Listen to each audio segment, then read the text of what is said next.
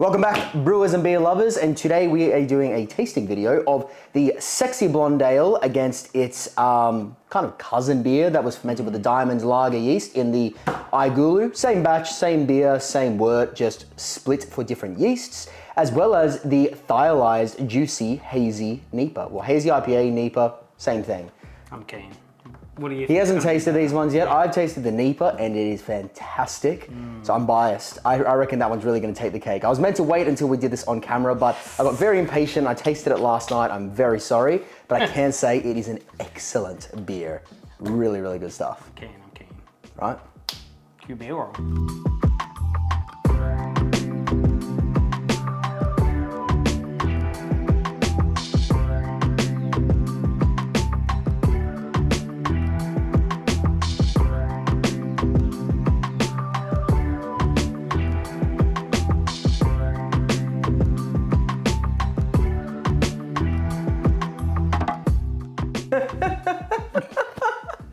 We're back. We got beers. Odin's got new hair. We're all having new and strange experiences today. Okay. I feel like a surfer, dude. Fully sick, bro. Yeah, bro. I need the bandana. All right. Hazies are quite clearly these two right here. They're in the IPA glasses, and I don't know how much you can see from this distance on camera. They look like juice. They straight up look like tropical punch juice. You can't see through that wall. No, it's just a full wall haze. of fruit. It's full haze, full haze. It's amazing. Right in the middle here, we have the iGulu version of the Sexy Blonde. So that's with the Diamond Lager yeast. And then to the outsides of them is the Sexy Blonde Ale with the, what yeast did I use? USO5? USO5 yeast I think I used. So just like regular ale yeast. We're gonna start from lager to NEIPA. I reckon center out. Yes. Yeah. So let's go with our iGulu version. Cheers. Cheers. Smells like beer. Wow, that's clean. Tastes like beer. That's really clean. Maybe, wow. I've never used Diamond Lager yeast before, by the way, and I just happened to have a packet on hand that showed up the day that we were doing this video. So on the fly, I was like, well, hey, we got the iGulu here. Let's just do a split batch so we can actually do A/B testing of different yeasts against each other, which is something I've been talking about wanting to do for a while with that machine. So very cool that we can finally do that. Interesting. Yeah, I like it. It's slightly clearer. It is definitely, it's noticeably clearer than the ale version. It hasn't had the full length of time that it should really to lager out, but already in the same period of time, it's much, much clearer than the ale version. And it just tastes like really clean, easy drinking lager, honestly. There's not a huge amount of bitterness, there's not a massive amount of hop presence, which should be the same on both beers. So the only differentiator here is the yeast expression being really subdued, really tight, really clean finishing, really... I got to taste the ale. Yeah. I want to compare it. I need to see if I can taste the difference. Way more character, and that's just coming from the ale yeast. This feels like how it's meant to taste, though, with the blonde. Yeah, probably. Yeah. I mean, a blonde ale is an ale. You can taste the difference. Yeah, though, yeah, in but the the, yeast. like, It's pretty significant difference. That's the interesting thing, though, because the IBUs are both the same. The ABVs are probably both very similar. I haven't actually double checked that, but I think they're both identical. And the malt bill and everything else is the same. So all the characters of it are identical except for the yeast expression, and that's how much difference you get with yeast. Interesting, yeah. I do prefer the ale version, I think. I think I do as well. I think it's got a little bit more character, and I think in the... I prefer the finish of the ale as well. In the lager version, it just finishes slightly too clean. Quite, yeah. And because because the lager itself, like the malt bill and the grains itself were already just very subdued, because the whole idea was for it to just be lawnmower easy drinking beer. And in lagers, you kind of need that extra bit of bitterness to give it something. I think the bitterness is too low for this to be a suitable lager. Yeah. I think you need more bitterness, it would have been great. Man, if you give it time to lager out as well, it might calm down a bit, who knows. It might tidy up a little bit more, but it's already so clean that like, I don't think it's not like it's gonna produce new flavor. All the flavor that there could possibly be is there right now. It's gonna produce some real good stuff, man. You know what I'm producing? I'm producing copious amounts of methane. I'm producing the real good. These tanks ain't for brewing. It's scary how much the hair suits him. It's really weird. I don't like it. But as an ale, as a blonde ale, man, that's good. I really like that. I really, really like that. I think that with a blonde ale, the malt has to just be, you know, easy drinking, slightly sweet, clean. The hops have to be subdued and in the background with just enough bitterness to make everything taste like beer. And then it's just about it being so easy to drink. It's like lawnmower beer. That's how I view blonde ale. It's your beach day beer, man. You didn't get rid of that hair. It's a summer beer. It's definitely a summer beer. It is. I'd like to... Blonde, it's a hot chick blonde, mate. I'd like to brew that beer again with the diamond lager yeast and just throw more hops in for more IBUs and do the exact same thing, and I think it'll be great. Yeah, nice. But I think it needs the IBUs. All right, so at the moment, diamond lager goes at the bottom for me. The blonde, sexy blonde OG goes up top, and now I think the we pistols. Cheers. Just smelling it, bro. Juice. This doesn't taste like beer anymore. You're not in Kansas anymore. This is juice. Wow. That's just juice. It's so good. It's the first time I've ever made a beer that had 0 bittering addition hops. I've always been scared to do that, and I finally decided, you know what, if we're gonna go for juice, let's just go juice all the way. 0 bittering addition, because I knew that on all the calculations, even without late addition hop, like boil addition, it was just all whirlpool and and dry hopping, and even just with that alone, there is enough bitterness that you can taste bitterness in there. It's not it's not bitter free, but you can taste the bitterness. Any bittering hops would have ruined this. This had to just be way leaning into all the late addition and all the dry hopping stuff, but it packs juice. It's like just tons of pineapple, mango, punch in the face. Passion fruit, citrus, orange. There's orange in there. There's a like orange juice thing going on. It's just wildly good. And I do wonder how much of an impact the mash hops had to play. Yeah, that's interesting because that's the first time you've ever done that as well. First time I've ever done the mash hops. First time I've done no bittering addition, and first time I've used what's that yeast called? Insert yeast here. Picture. Yeah. That yeast that is like everyone's raving about lately. It's a brand new yeast out by Lallemand, and it's specifically geared towards New England IPAs. It's got really good biotransformation, which really helps with thiolization of the beer as well, because that biotransformation helps release those thiols and really releases those flavors. So I think it's a combination of all sums to reach what this is, but I'd be curious to do the exact same recipe, but remove one of those factors and see which of those factors had the most to play to getting here. It's interesting. How many NEIPAs have we done on the channel now? I've kind of done a few.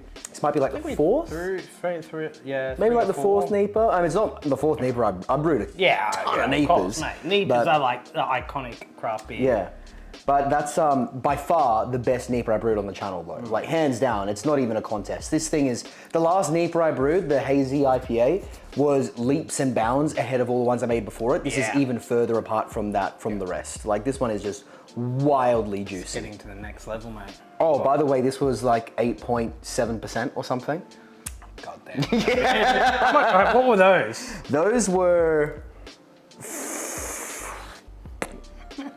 Hang on, actually, I do know. Move over. Time out. Time in. The blonde ale was 5.3%, which was high for a blonde. I wanted lower than that. Very efficient brew day. And the NEIPA, 8.7, which again, way efficient. Don't lower your standards.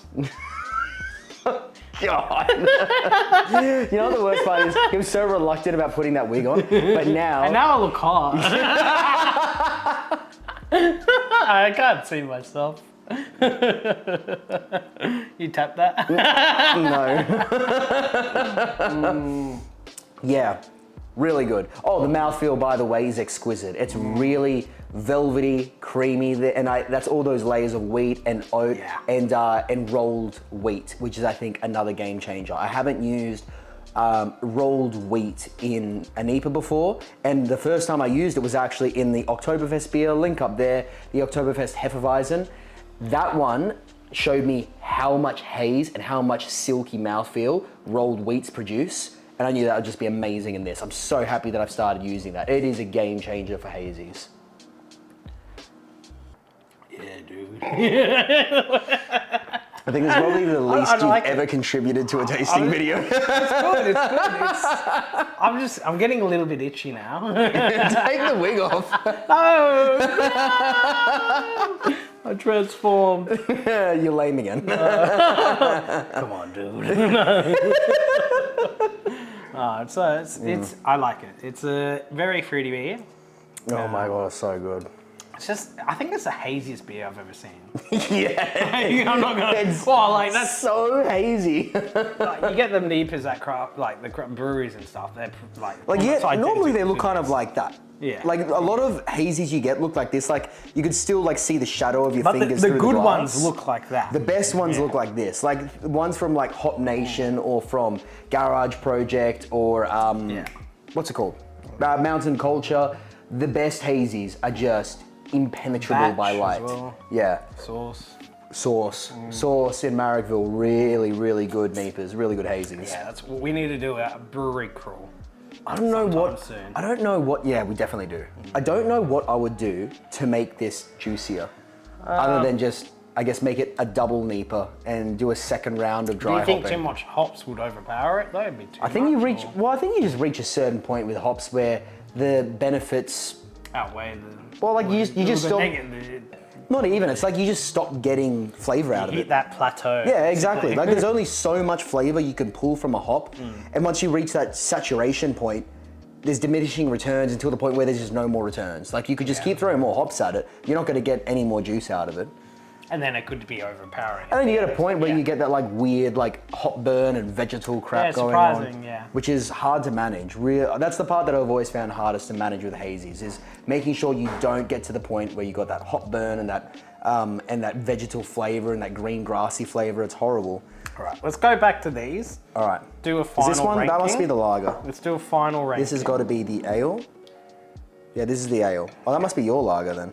All right, final ranking. Gonna go back to the blonde. It's such a good beer flavored beer though. That's a really good beer flavored beer. That's tough. I actually think this might be. I think I might prefer this to the Aussie Pale Ale. Link up there to that video. I think I actually prefer this one. It's not bad. Oh, this used the German noble hop. It was Hallertau Mittelfeld. Hallertau Mittelfeld.